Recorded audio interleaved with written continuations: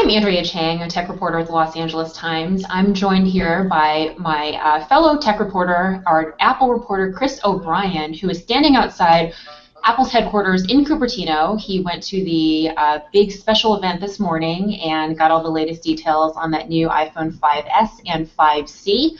We might have a couple of additional guests join us as well. If they can make it, they're currently en route to San Francisco from Cupertino. But Chris, how are you doing? Thanks for joining us today. I'm good. It was a fun morning. Awesome. Do you just want to run us through it? I mean, I found it sort of interesting that Apple decided to host their event at their Cupertino headquarters, which is a much smaller venue than the Yerba Buena Center where they usually do these iPhone events. Is that right?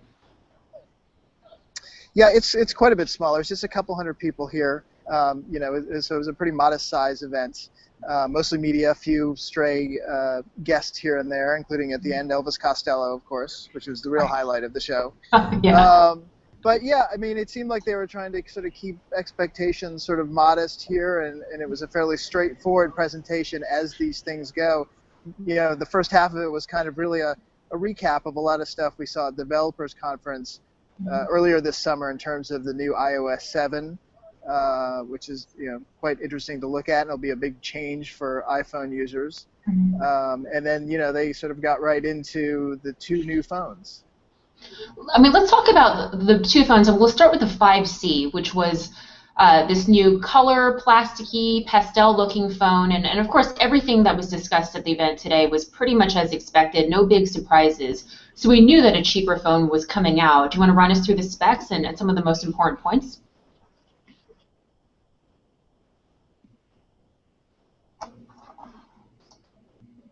Okay, I think we lost Chris for a second there. He is standing outside at the town hall, so we kind of expected that to happen. I'll run you guys through some of them. The 5C is this new, cheaper phone that Apple has been rumored to be making for a while.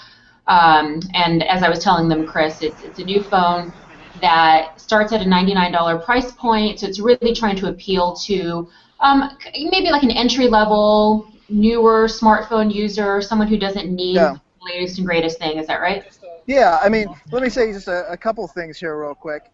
You use the word plasticky, and it has a sort of connotation to it that makes it sound kind of cheapish. I'll tell you, I got to hold one after the event, and it's a pretty solid feeling phone. It doesn't feel like a cheapish kind of lightweight phone that you're going to drop and it'll smash into smithereens. It's a plastic casing with a metal shell on the inside, so it's a pretty solid, lighter feel to it, but it doesn't feel cheap to the touch. So that's one interesting thing. And then the other thing to keep in mind, of course, is that it'll be their actually midpoint phone now, because it'll be the iPhone 4S will of course be probably the ones that carriers will offer, for a 2-year contract for free or for less than $99. So that said, I think you're right. I think it's going to appeal to new smartphone users, and as will the iPhone 4S. And I think, for emerging markets, it's going to be very interesting to watch how it gets priced when it becomes available there. Sure. And I wanted to welcome our two guests, Bob O'Donnell from IDC and Charles Golvin from Forrester. All three of you guys met this morning. Hi. Do you want to just go over sort of your impressions of the new 5C and what you guys think it'll mean for smartphone users? Sure. Bottom line is there was no surprises. You guys may have already discussed this. The big question for me on the 5S was around the fingerprint sensor. And to be honest with you, what I found out after the introduction was kind of disappointing, because right now the fingerprint sensor only works as a replacement for your passcode and to buy iTunes purchases and App Store purchases. You can't use it, for example, to store passwords for logins or anything like that. And I think that people are going to get pretty frustrated with that. Because it's very limited. Now, clearly, Apple, I'm sure, will have the ability to add more features down the road. But out the gate, I think it's going to be a bit disappointing. And frankly, in using it, I found when I tried to use it, I was quickly going into Siri because I would hold down the button too long. So getting used to it, I think, is going to take some time, and that could be frustrating for people too. Got it. Charles, did you have a similar experience? I actually didn't get the chance to try the fingerprint recognition. A colleague did and said it worked very, very smoothly for him. So you know, I'll remain reserve judgment on that. You know, what I was thinking more about was, I think we were all expecting a lower price point on the 5C, that it was going to be more about expanding Apple's market share in emerging markets and in other markets where consumers are more cost sensitive, where price is the major impediment to selling, you know, an iPhone.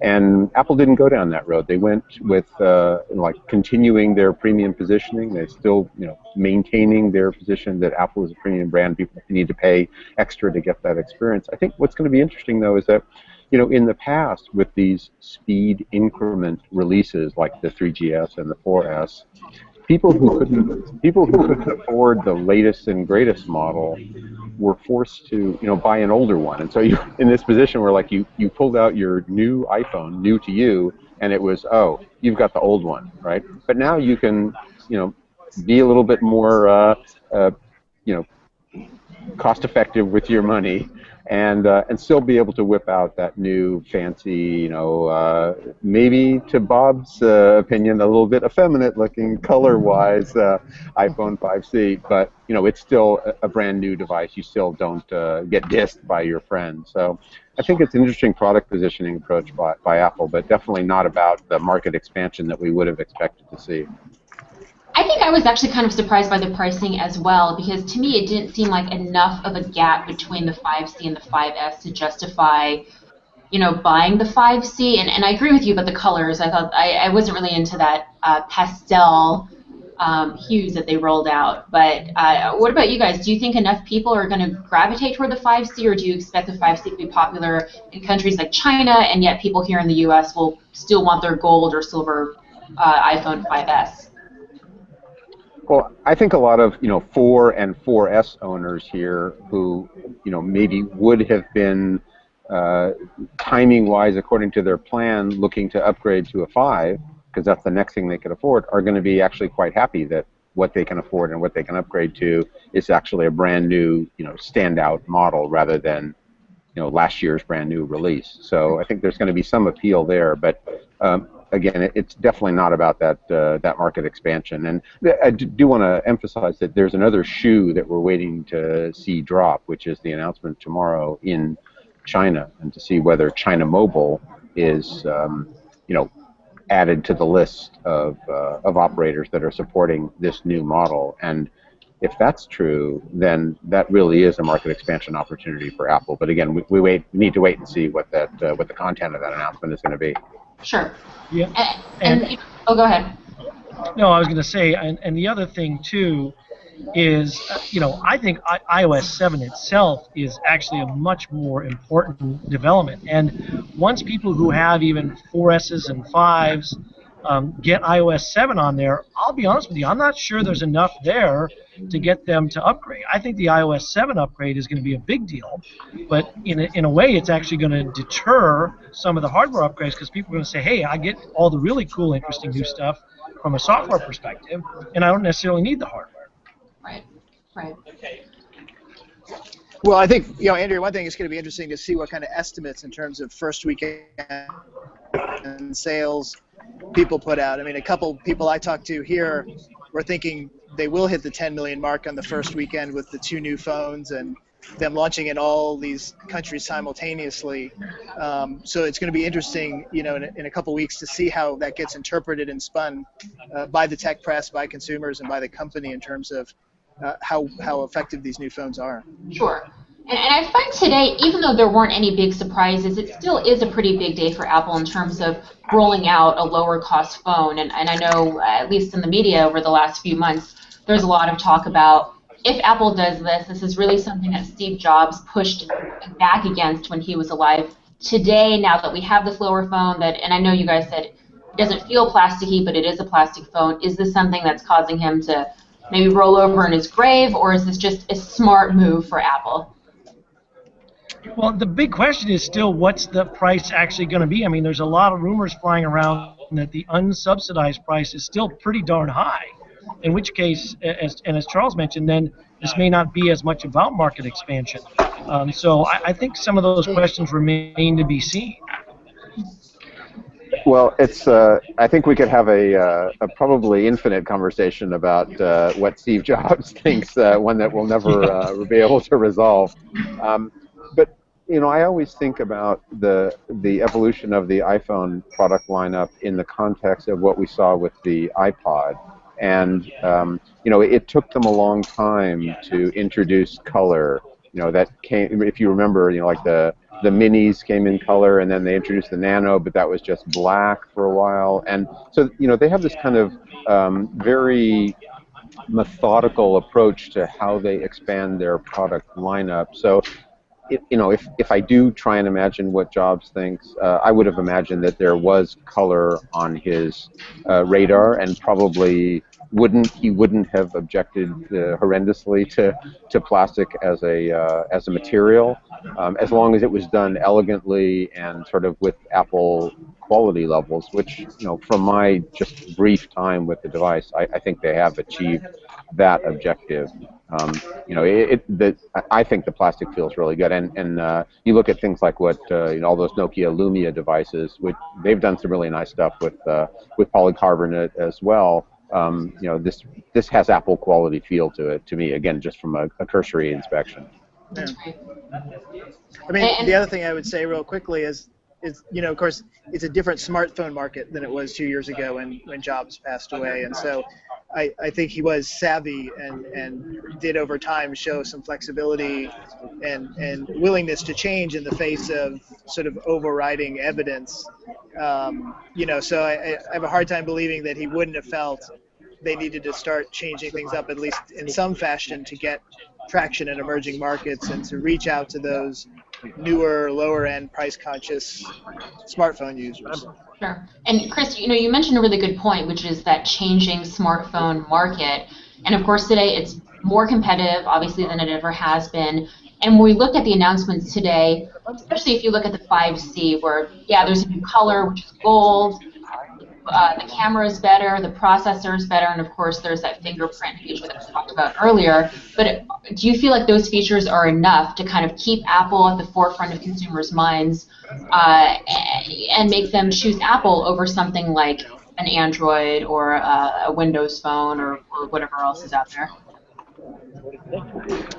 Well, I'll just jump in real quick and say I'm not so sure that they are.